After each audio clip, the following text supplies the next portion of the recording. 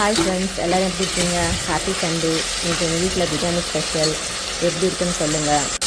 நெய் எண்ணெய் ஊற்றி பட்டை, லவங்கம், ஏலக்காய், கிராம்பு, மசாலா ஐட்டம், ஜாப்பத்திரி எதெல்லாம் போடணுமோ நமக்கு வேண்டியதெல்லாம் எல்லாத்தையும் தேவையானது போட்டுக்கணும். வெங்காயம் வதக்கிட்டு இஞ்சி பூண்டு, அதுக்கப்புறம் தக்காளி போட்டு வதக்குவேன். அதுக்கப்புறம் புதினா கொத்தமல்லி போடுவேன். அது போடும்போதே தேவையான அளவு உப்பு சேர்த்துப்பேன். அலசி வச்ச கறியை எடுத்து அதில் நல்லா வதக்கிட்டு கொஞ்சோண்டு செட்டிகை மஞ்சத்தூள், அப்புறம் ஒரு ஸ்பூன் வெறும் மிளகாத்தூள் ஆட் பண்ணுவேன். அது நல்லா வதக்கினதுக்கப்புறம் கொஞ்சம் தயிர், ஒரு டம்ளர் தயிர் ஊற்றுவேன்.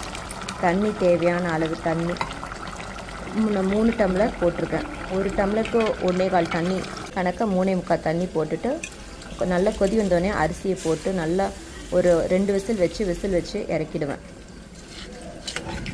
அதுக்கப்புறம் பிரியாணி ரெடி ஆனதுக்கப்புறம் முந்திரியை தாளித்து அதில் போட்டுருவேன். எங்கள் வீட்டு பிரியாணி ரெடி.